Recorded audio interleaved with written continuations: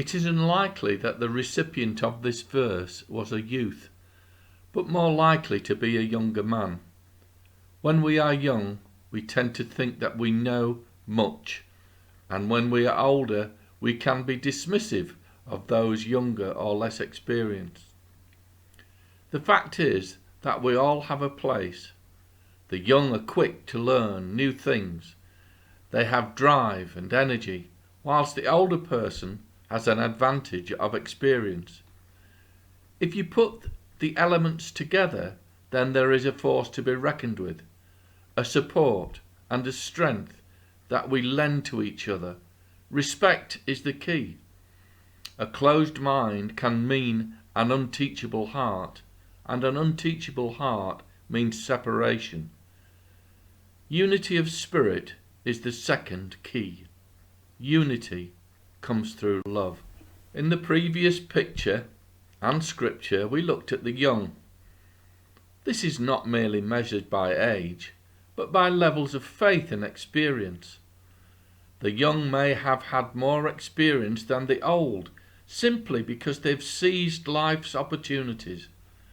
Nevertheless, God will use many and various ways to perfect us if we allow him. The truth is that we have to allow him in. He has to have his hand on the tiller of our life ship. We always have a choice, him or us. Let it be him. It is hard to think that there will come a day when the sun will not rise upon the earth. We can read about the Lord destroying this present dwelling place and creating a new heaven and a new earth. But the reality of that event seems too remote, too far away to be a reality. In recent months I have seen incidences and happenings which I never thought to witness in my lifetime. Nevertheless, the events are irrefutable. God has said that one day he will roll away the sky like a scroll, so there can be no debate. It will happen. Until then, the sun will continue to rise and herald the dawn, and to go down as our eyes grow sleepy.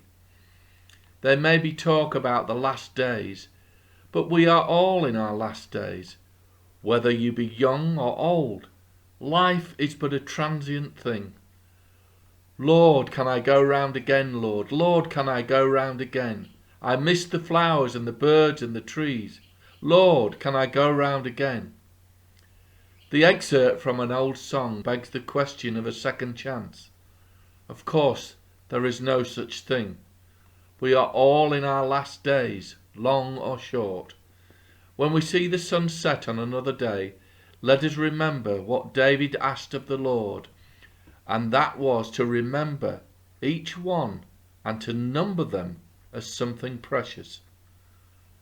When we see the sun rise, we may acknowledge the opportunity to live in praise of the Lord and to do his bidding. Our lives will then not be restricted to this temporal earth and sky, but it will be transformed into the eternal and everlasting status that is promised by the same one who will roll away the sky like a scroll. Don't let's waste another day